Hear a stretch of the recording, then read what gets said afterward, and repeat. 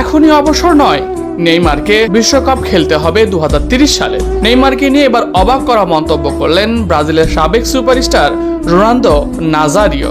নেইমারকে নিয়ে কি বললেন তিনি, তাই এই নিয়ে বিস্তারিত জানতে হলে ভিডিওটি না টেনে সম্পূর্ণ দেখুন। 2030 সালের বিশ্বকাপ এখনো আসতে অনেক দেরি।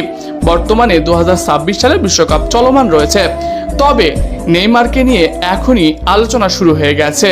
আর নেইমারকে নিয়ে আলোচনা শুরু হবেই বা না কেন? 2026 সালে বিশ্বকাপে নেইমার তো নিজের মতন করে খেলার টাইমিংই পাননি। ব্রাজিল দলে থাকলেও নেইমারকে সঠিক ব্যবহার করেননি কার্লো আনচেলত্তি। কখনো 10 মিনিট, কখনো 15 মিনিট এই রকম খেলার টাইমিং পেয়েছে নেইমার জুনিয়র। আর এতে করেই নেইমারকে নিয়ে এক অশান্ত হয়েছে ব্রাজিল ভক্তরা। কেউ বলছে নেইমারকে প্রথমে নামালে নরওয়ের বিপক্ষে নেইমার 2টো গোল করতে পারত। কেউ আবার বলছে নেইমারকে শুরু থেকে নামালে নেইমার একাই নরওয়েকে হারিয়ে দিত।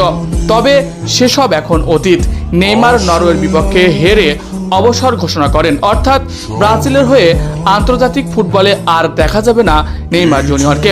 এমনটাই সিদ্ধান্ত নিয়েছে ব্রাজিলের এই কিংবদন্তি ফুটবলার। তবে নেইমারকে নিয়ে ইতিমধ্যে আলোচনা এখন তুঙ্গে। ব্রাজিলের প্রেসিডেন্ট থেকে শুরু করে সাবেক খেলোয়াড় সবাই নেইমারকে নিয়ে বেশ উৎকণ্ঠা। তারা কেউই চায় না নেইমার জুনিয়র এত আগে ফুটবল থেকে বিদায় নিক। সবাই চায় নেইমার যেন 2030 সালের বিশ্বকাপটা খেলে। আর এই পালে হাওয়া দিলেন ব্রাজিলের সাবেক superstar Ronaldo Nazario. Ronaldo Nazario নেইমারকে নিয়ে বলেন, নেইমারের সাথে যেটা হয়েছে এটা সত্যি কষ্টদায়ক। ব্রাজিলের ইতিহাসে সবচেয়ে বেশি গোল স্কোরার তিনি, তার ওপর কেউ আর নেই। এমনকি অ্যাসিস্টেও তার ধারে কাছে নেই কোনো ফুটবলার, অথচ তাকেই কিনা ব্রাজিল দলে আমরা অতিরিক্ত খেলোয়াড় হিসেবে নামালাম। নেইমারকে কোনোদিনও দেখলাম না শুরুর একাদশে নামাতে। অন্তত নেইমারকে ট্রাই করে দেখা যেত নেইমার কেমন পারফর্ম করে, কিন্তু সেটা করলো না আনচেলত্তি।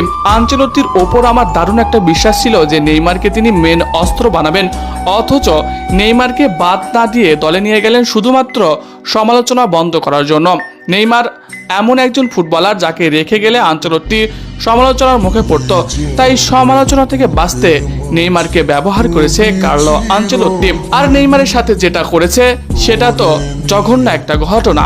নেইমার নিজে থেকে অপমানিত বোধ করেছে, আর অপমানিত বোধ করার ফলেই তিনি বিশ্বকাপ থেকে বিদায় নিয়েছে।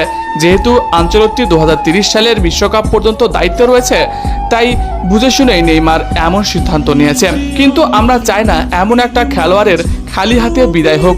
আমরা চাই এই নেইমার যেন 30 সাল পর্যন্ত বিশ্বকাপ খেলে।